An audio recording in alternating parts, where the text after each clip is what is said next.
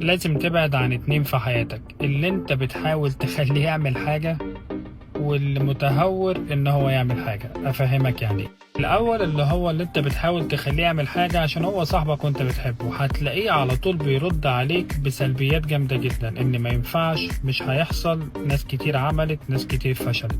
ده لازم تبعد عنه، وما ينفعش ان انت تخليه يتقدم عشان هو هيفضل كده. فما تحرقش معاه كتير، عشان مهما حرقت انت هتحرق في نفسك. المتهور اللي هو التاني، صديقك جدا نفسه يعمل حاجة، بس في صنفين منهم بقى ده متهور، خلي بالك منه. في اول واحد اللي هو يقول لك لما تيجي تعرض عليه حاجة راح اعمل لك ازاي، يقول لك يلا بينا نعملها دلوقتي، طب تيجي نتقابل بكرة. عنده الشجاعة ان هو يعملها، ده حلو جدا. بس اول ما يجي عند لحظة ان هو يكون شغال في مطعم، يروح قايل لك ايه، هخلص شغل وقابلك كل يوم بعد شغلي. ده تشاركه عشان ده مسؤول، خايف ان هو ما يعرفش يدفع البلات، بس عنده باور ان هو عايز يعمل حاجة.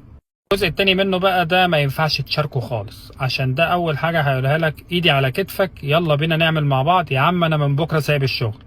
ده متهور وهيخسرك، بدل قال انا من بكرة سايب الشغل، عشان هيحط همومه على همومك لما تحاولوا تعملوا حاجة وتفشلوا، وما يعرفش يدفع البلات بتاعته.